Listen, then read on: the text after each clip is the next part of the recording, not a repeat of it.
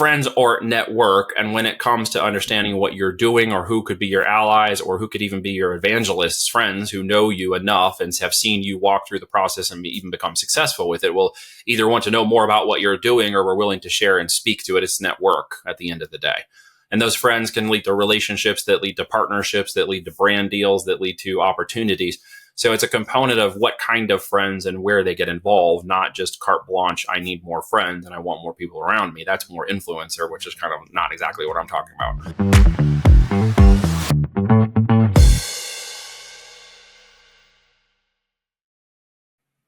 Okay, welcome to Outsource to Profits. I have a fantastic guest. Neil, why don't you introduce yourself and then we'll get into the topic of the week. Well, thanks for having me on, Jamie. I appreciate it. I'll keep it small and short, something that maybe you find interesting that, my mom wouldn't find interesting because people get in pontificate. But long story short, technology, it came online. I jumped out of college to go be on the internet because no one knew how to do the internet. And college was kind of a waste of time for me. I was a business major with in music. And I realized that wasn't really going to be where I wanted to go.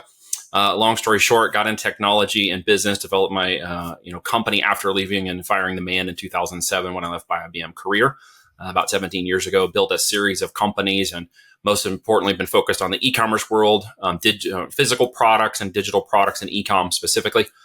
We've launched and grown multiple brands in the last 12 years, got tens of millions in sales on those brands. So we're really focused on building out omni-channel or multi-channel e-commerce companies. And we start on the Amazon FBA platform and then work backwards into omni-channels. We build them to exit. So we also acquire and exit the companies. We're in acquisition mode as well right now. So we kind of do the breadth of incubation to exit. This is fantastic. And you and I were talking offline about the topic that we're going to cover today. Sure. I've never covered it on a podcast. I've never been asked it.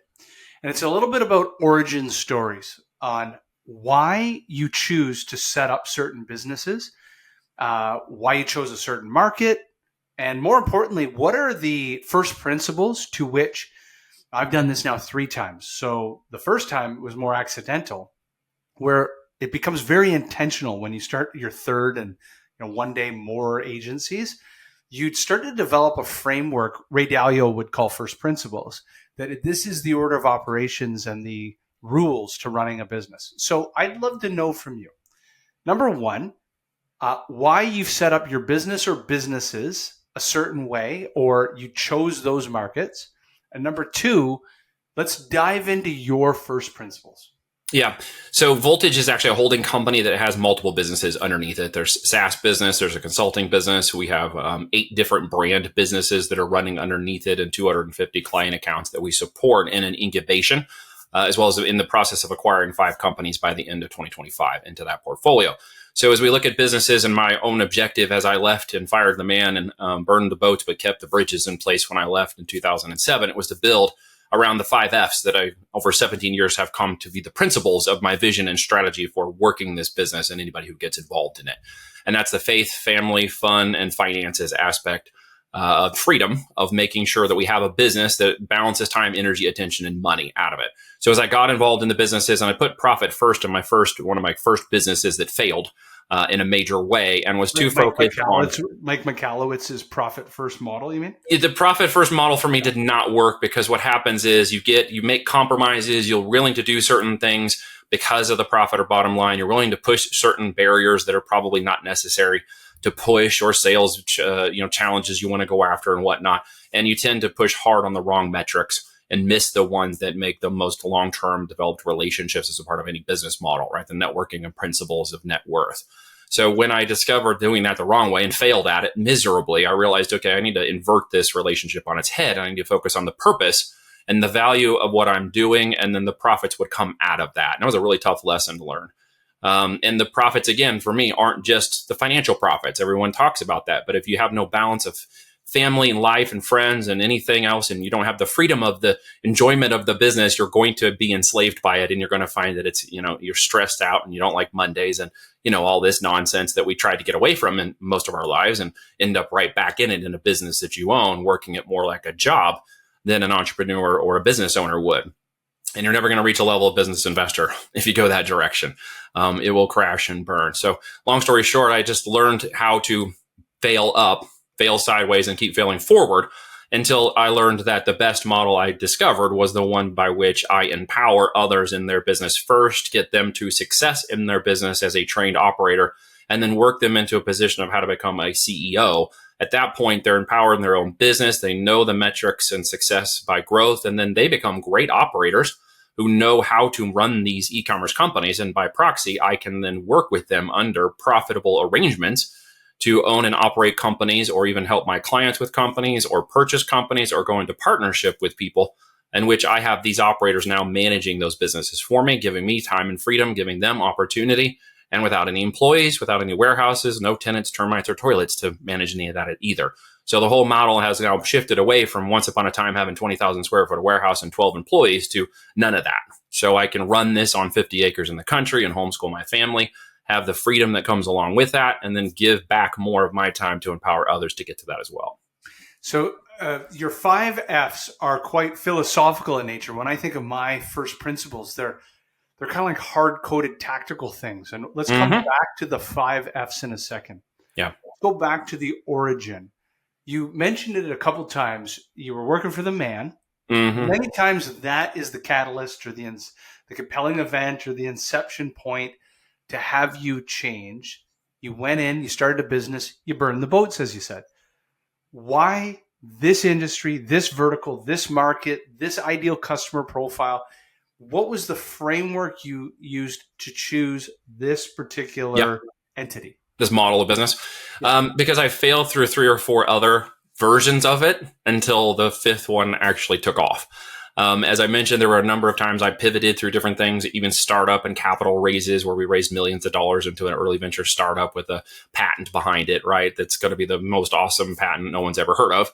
And I went into ventures with consulting and staffing, had a high level consulting division with, I think, close to 10 different on staff billable hour individuals working in subcontracts through both public and private sector, and had them under IBM. After I left IBM, I became a subcontractor and then was working in a consulting area. And one of the things I learned was the online marketing component, by proxy, the necessity of driving clients and relationships. So as I freed up my time, I spent more of my time in the online marketing world and realized I had a knack for it. Now, I never really wanted to go to the corporate world in the first place. My mentor had tried to get me out of there a long time ago, who was my uncle. Who was an entrepreneur and business and boat builder and businessman. And he had pushed me to get out of that thing a long time ago. But I needed to get where the money was when I left college, because, academia didn't have it yet in place and corporate was the only one spending money. And so I jumped out and went in the corporate world and rode that for as long as I realized I wanted to be involved in it, until 2007. I'm like, okay, I'm done with this crap. Like, I'm never doing this again. I was waiting for the moment. And when IBM said, hey, we're moving your division to Argentina and you can go apply somewhere else or do something else, I'm like, nope, I'm out. I'll take my early retirement. I'm gone. I didn't ever really want to be there, but I learned a lot in the process of being there. So as I get through that and learn and fail up and learn the online marketing mechanism of it, and discovered I was really good at media buying, I started to do very well in the affiliate marketing and media buying space and lead generation space, right? And this was early on, 2008, 2009. We were uploading stuff in spreadsheets. There wasn't any meta interface and ads, and Google AdWords wasn't really as big as it is now. And we were doing a lot of media buying, and by we, I mean me, at the kitchen table with my, internet connection in the middle of nowhere, and got good enough at it to realize that I was owning the front end of the offer, but I did not own the back end. So I realized I needed to own the product. I needed to own the digital or physical product that I was actually pushing and promoting. I needed to make the holistic connection. Someone had mentioned they were selling on Amazon FBA in 2011. I did some digging and research, and by 2012, I got involved in selling on Amazon FBA because it was a physical product connection with a digital component to it, being the online world. But I had the physical connectivity, which made sense to my brain, of an actual branded, physical product. So not just the digital, but the physical. And so that, for me, made a holistic business model, unlike just a purely digital model. So I got involved in playing around with it because it's a traffic source, right? At that point, it wasn't the largest traffic source it is now by any measure, but saw the writing on the wall, saw the infrastructure, and realized I could do a lot of things with it that didn't require me to, warehouse products and ship products and do the things, because their infrastructure could do it for me. And I made that transition into a physical branded private label, literally direct to consumer marketer, who understood how to write and sell and do online ads and media, and simply translated that into branded products with customer solution orientation and physical manufacturing of those products, building intellectual property into the process. Can we tap into back to your philosophical 5 Fs? Sure. There was one. Now let's click into one and get tactical. You mentioned one around friends, and I thought Mm, that was an interesting one, only because many entrepreneurs that listen to this podcast are sitting there going, that's controversial. There are some that believe hmm you build a business to be around the people you love, and that Yes. would be incredible to spend all day with them. Others are like, oh my God, if I had to fire my friend or something goes wrong, I've lost friends. So can you dive tactically into what you mean by friends? Well, I don't necessarily mean getting friends involved in your business, just to clarify that if you want to get tactical for a second. Yeah. But friends or network. And when it comes to understanding what you're doing or who could be your allies or who could even be your evangelists, friends who know you enough and have seen you walk through the process and even become successful with it, will either want to know more about what you're doing or we're willing to share and speak to it. It's network at the end of the day. And those friends can lead to relationships that lead to partnerships, that lead to brand deals, that lead to opportunities. So it's a component of what kind of friends and where they get involved, not just carte blanche. I need more friends and I want more people around me. That's more influencer, which is kind of not exactly what I'm talking about. I have friends with great strategic partners that I have had podcasts on, and we've developed relationships. And over 2, 3, 4 years, I've come to their live events. They've done group stuff with me. I now consider them friends. I look forward to seeing them, take my family to the event so they can meet my family and I can meet their family. And so I've become closer friends with those relationships because it's, at the end of the day, as you get older enough and you start, I'm only 48, but life has changed so dramatically in the last 20 years that I feel maybe older at times than I am just because how fast it's moving. But I've realized that there's a pyramid to relationship structure, and especially when it comes to friends and connections in business. And it widens it when you're younger and you try to widen that gap and get more friends and try to find out who they are. But as you get older, that starts to point up. And it tightens up until you get up into that, say, top 5% of people that you can count on your hand, that if you were to call them at 3 a.m. and be like, hey, man, there's something in the back of my truck we got to take care of, they'll call and say, hey, where do I go? And that just narrows as you go. And it narrows in business as well to the kinds of friends and relationships you have. I don't have any friends involved in my business directly. I don't know that any of them want to be involved in the business directly, although I've never asked either. Because of the kind of friends I like to separate a little bit from business and relationship in that way, just maybe for control and for sanctity of the relationship. If you were to, last question as we kind of cap on this concept of origin story of your business. If you had a time machine and you could go back and you could plant 2 seeds. One, you would remove a decision or you would change a decision you felt was a negative one. It didn't work out. It was a bet you took that didn't work out. What would be something you would change? And then what would be something, knowing what you know now, you would plant earlier into the business and you would have greater success, 15 years later, whatever it's been?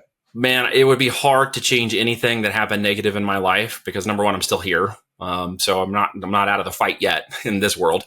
So while I've gone bankrupt, which was not the worst thing that can happen to you, and fought my way out of understanding that and back against the wall and what it took to change my personality and type and reinvent things, I wouldn't change that failure because of the process of opportunity. I have accidentally failed a marriage once while being an arrogant prick of a husband who destroyed. I was my 50%. I'll take ownership in that.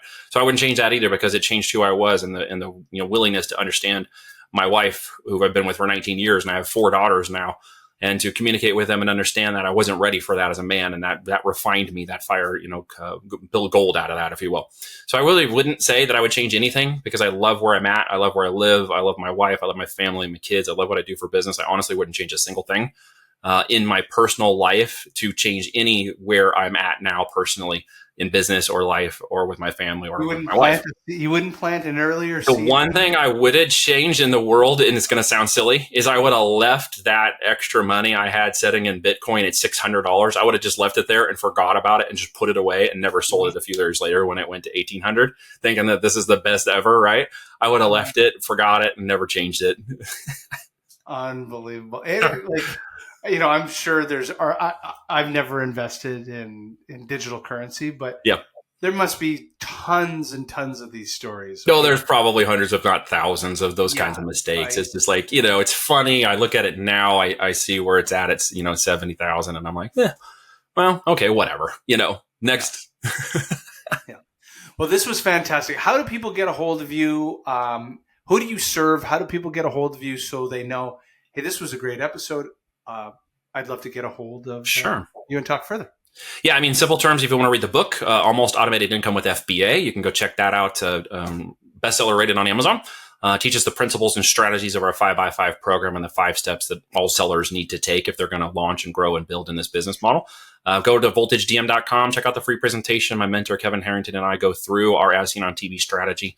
We're the only Shark Tank approved Amazon FBA program. He wrote the forward for my book. You can check that out as well and see if it's of interest to you. We basically, if you want to build an e-commerce company, we start on the largest channel in America and one of the biggest channels in the world, Amazon FBA. We take advantage of the $480 billion that third-party sellers like us make every year. It's growing 13% annually. So if that's of any interest to you, check it out. Watch the free trainings and then check out the book maybe and give me a shout if you think you're interested. Yeah, Kevin and his son are amazing. I met him, a guy in Tampa, Connor Dubé, runs events with Kevin. Yeah. Salt of the earth guy. His entrepreneurial wisdom, he could forget more than most know. In a day what I would learn in a lifetime. Or whatever. Yeah, I met him at an event in 2016. We became fast friends. We've done some business together.